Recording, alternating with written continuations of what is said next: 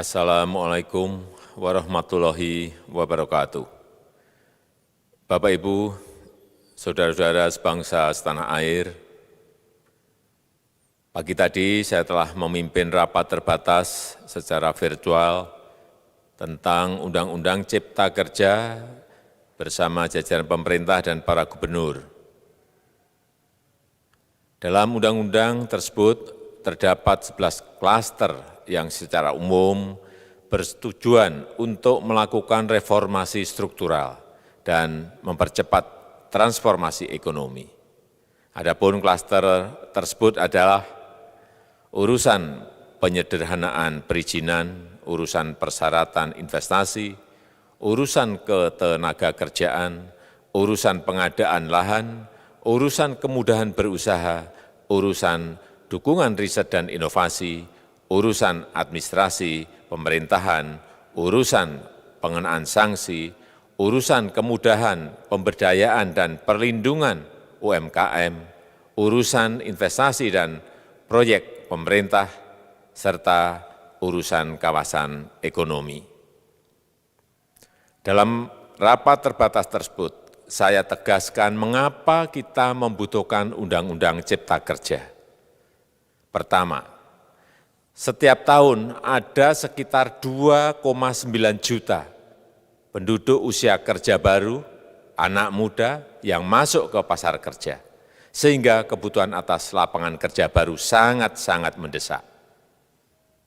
Apalagi di tengah pandemi, terdapat kurang lebih 6,9 juta pengangguran dan 3,5 juta pekerja terdampak pandemi COVID-19. Dan sebanyak 87% dari total penduduk bekerja memiliki tingkat pendidikan setingkat SMA ke bawah, di mana 39% berpendidikan sekolah dasar. Sehingga perlu mendorong penciptaan lapangan kerja baru, khususnya di sektor padat karya. Jadi, Undang-Undang Cipta Kerja bertujuan untuk menyediakan lapangan kerja sebanyak-banyaknya bagi para pencari kerja serta para pengangguran. Kedua, dengan Undang-Undang Cipta Kerja akan memudahkan masyarakat, khususnya usaha mikro kecil, untuk membuka usaha baru. Regulasi yang tumpang tindih dan prosedur yang rumit dipangkas. Perizinan usaha untuk usaha mikro kecil UMK tidak diperlukan lagi, hanya pendaftaran saja.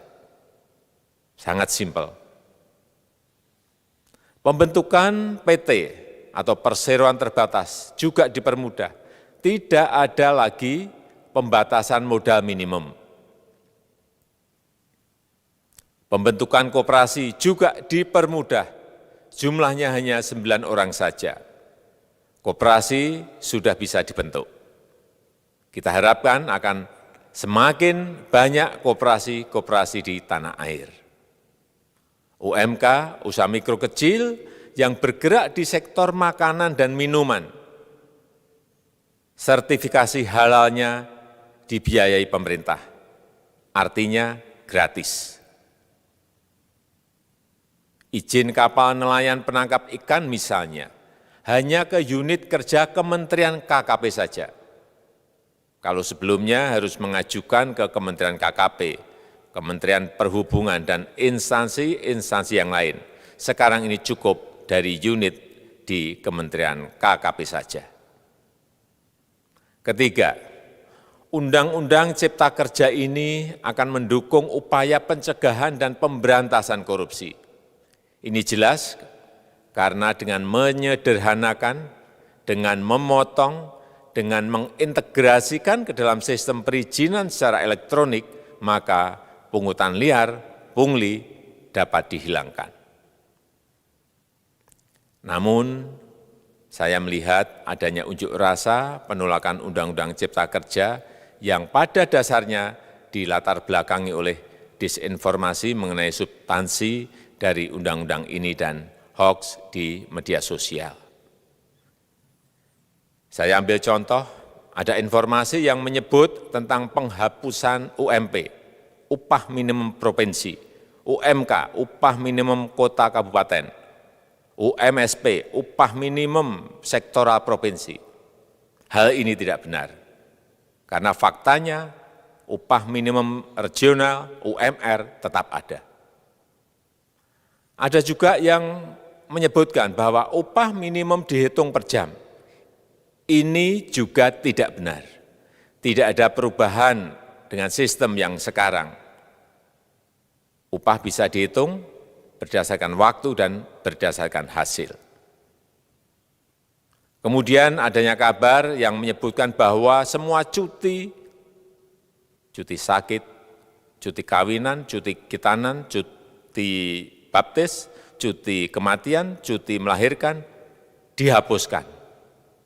Dan tidak ada kompensasinya. Saya tegaskan juga ini tidak benar. Hak cuti tetap ada dan dijamin. Kemudian apakah perusahaan bisa mem-PHK kapanpun secara sepihak? Ini juga tidak benar. Yang benar, perusahaan tidak bisa me-PHK secara sepihak. Kemudian juga pertanyaan mengenai benarkah jaminan sosial dan kesejahteraan lainnya hilang. Yang benar, jaminan sosial tetap ada. Yang juga sering diberitakan tidak benar adalah mengenai dihapusnya AMDAL, analisis mengenai dampak lingkungan. Itu juga tidak benar. AMDAL tetap ada. Bagi industri besar harus studi AMDAL yang ketat. Tetapi bagi UMKM lebih ditekankan pada pendampingan dan pengawasan. Ada juga berita mengenai Undang-Undang Cipta Kerja ini mendorong komersialisasi pendidikan. Ini juga tidak benar. Karena yang diatur hanyalah pendidikan formal di kawasan ekonomi khusus, di KEK. Sedangkan perizinan pendidikan tidak diatur di dalam Undang-Undang Cipta Kerja ini. Apalagi perizinan untuk pendidikan di pondok pesantren. Itu tidak diatur sama sekali dalam Undang-Undang Cipta Kerja ini. Dan aturannya yang selama ini ada tetap berlaku. Kemudian diberitakan bahwa keberadaan bank tanah. Bank tanah ini diperlukan untuk menjamin kepentingan umum, kepentingan sosial, kepentingan pembangunan nasional, pemerataan ekonomi, dan konsolidasi lahan serta reforma agraria. Ini sangat penting untuk menjamin akses masyarakat terhadap kepemilikan tanah, kepemilikan lahan. Dan kita selama ini tidak memiliki bank tanah. Saya tegaskan juga bahwa Undang-Undang Cipta Kerja ini tidak melakukan resentralisasi kewenangan dari pemerintah daerah ke pemerintah pusat. Tidak ada. Perizinan berusaha dan pengawasannya tetap dilakukan oleh pemerintah daerah sesuai dengan NSPK, norma, standar, prosedur, dan kriteria yang ditetapkan pemerintah pusat. Ini agar dapat tercipta standar pelayanan yang baik di seluruh daerah. Dan penetapan NSPK ini dapat nanti akan diatur di dalam PP atau peraturan pemerintah. Selain itu, kewenangan perizinan untuk non-perizinan berusaha tetap ada di Pemda, sehingga tidak ada perubahan. Bahkan kita melakukan penyederhanaan, melakukan standarisasi jenis dan prosedur berusaha di daerah.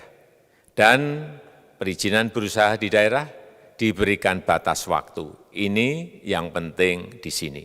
Jadi ada service level of agreement. Permohonan perizinan dianggap disetujui bila batas waktu telah terlewati. Saya perlu tegaskan pula bahwa Undang-Undang Cipta Kerja ini memerlukan banyak sekali peraturan pemerintah atau PP dan peraturan presiden atau Perpres. Jadi setelah ini akan muncul PP dan Perpres yang akan kita selesaikan paling lambat 3 bulan setelah diundangkan. Kita pemerintah membuka dan mengundang masukan-masukan dari masyarakat dan masih terbuka usulan-usulan dan masukan dari daerah-daerah.